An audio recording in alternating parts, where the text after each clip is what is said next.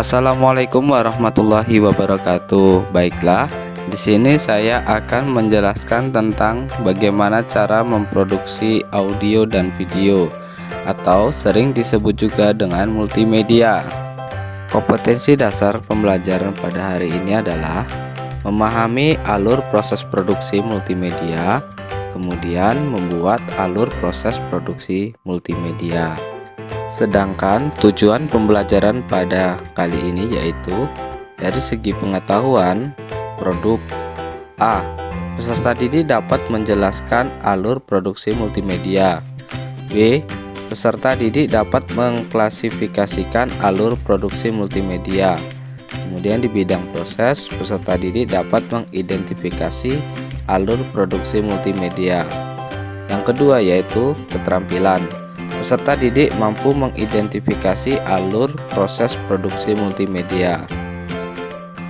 Sebelum kita melakukan proses produksi, kita harus mengetahui alur produksi multimedia terlebih dahulu. Nah, di sini apa yang dimaksud dengan alur proses produksi multimedia? Alur proses produksi multimedia yaitu tahapan-tahapan yang dilakukan dalam membuat multimedia.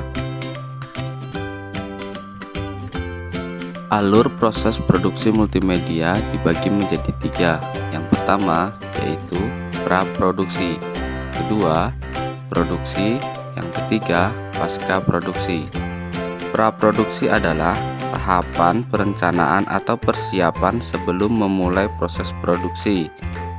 Pada tahap praproduksi dalam sebuah perencanaan produk diantaranya yang pertama menuangkan ide, kemudian desain, perencanaan proses produksi, penyusunan dokumentasi, penyusunan tim, membuat prototipe, penyempurnaan, kemudian penandatanganan kontrak.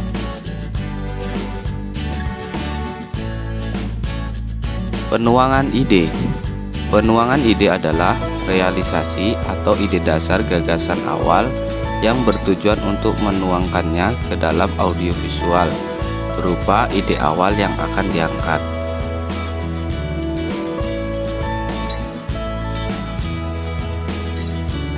Selanjutnya, desain.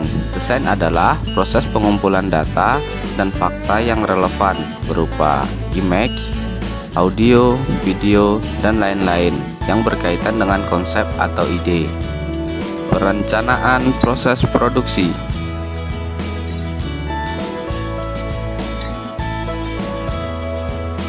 Langkah-langkah yang dilakukan yaitu pembuatan storyboard, perincian anggaran produksi, jadwal kerja, kebutuhan peralatan, pembuatan tim, evaluasi terhadap langkah-langkah sebelumnya. Selanjutnya yaitu penyusunan dokumentasi. Dalam penyusunan dokumentasi, di sini terdapat pengumpulan semua jenis data, baik itu teks, video, image, ataupun audio. Kemudian, membentuk atau menyusun tim kerja.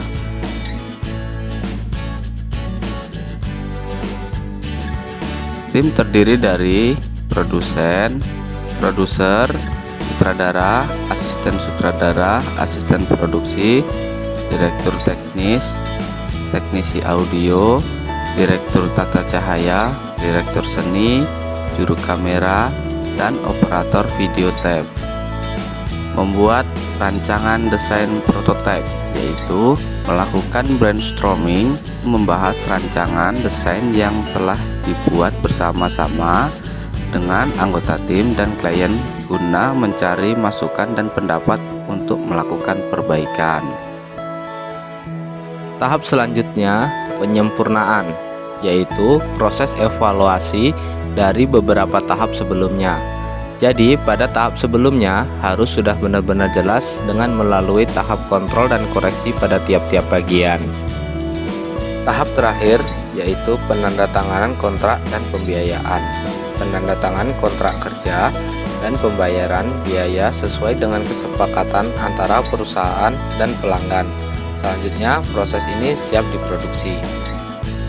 Untuk selanjutnya yaitu proses produksi multimedia.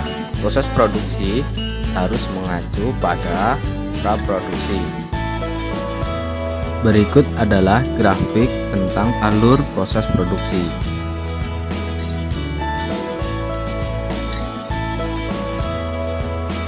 Tahap selanjutnya yaitu pasca produksi. Berikut adalah grafik tahapan pasca produksi multimedia. Selanjutnya, proses pasca produksi meliputi diantaranya pengeditan gambar, penambahan title atau judul, grafik, menambahkan animasi, special effect, musik, sound effect, audio dubbing, dan output ke media video. Pada tahapan pasca produksi kita memerlukan editing.